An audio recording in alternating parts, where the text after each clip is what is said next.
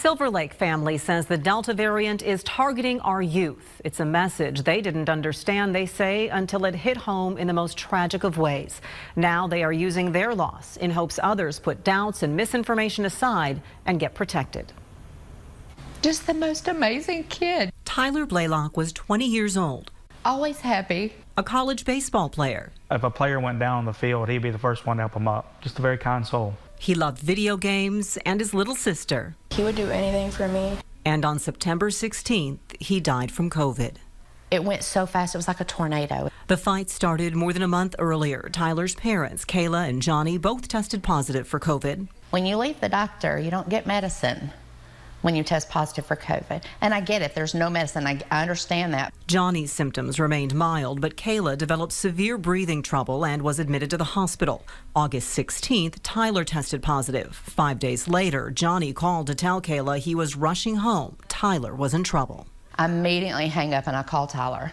And I'm like, oh my gosh, what's going on? He's like, Mom, I'm laying in the bathroom floor, I cannot catch my breath. For the next 30 days, Tyler's condition would go up and down. He spent stretches in isolation, spiking his anxiety. They arranged a FaceTime, and that was the hardest thing a mother will ever have to go through, is to see how scared your child is. After repeated requests, the Blaylocks were allowed at Tyler's bedside.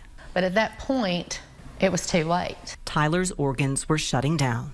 3 days in a row, our doctor came in and said, I don't know what to do. We know that they tried everything I guess they thought they knew to do. The family would like to see researchers put more attention on early treatment and allowing healthcare providers more flexibility to try different interventions. Where's the fine line? Do you worry about his immune system, or are you worried about trying to get him better and face the consequences afterwards? Because at the end of the day, he still passed away. That's the battle. The other battle is one they themselves resisted. Neither they nor Tyler was vaccinated against COVID. All the whys and the woulda, shoulda, couldas, I mean. What could I have done? Yeah. I mean, there's guilt from everybody. You didn't protect your child. You just don't think your 20-year-old strong son will need it until more data comes out. They're working to change that personally. For my son and for my family, I got vaccinated. I wouldn't want anyone to go through what I went through with losing my brother and literally sitting by him in the hospital and watching him take his last breath. You never know, and you can take the chance on getting the vaccine and actually living and protecting yourself. The Blaylocks have heard from about 400 people, family, Tyler's high school and college friends, strangers, all pushed to get vaccinated because of Tyler's fight. They used the hashtag #Shot47, Tyler's baseball number.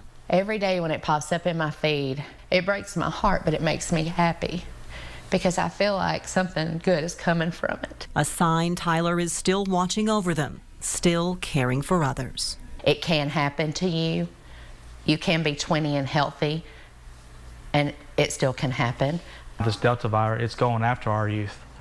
And this is, in my opinion, the best way to protect them. I don't live scared. I never have lived scared. I'm scared to death now.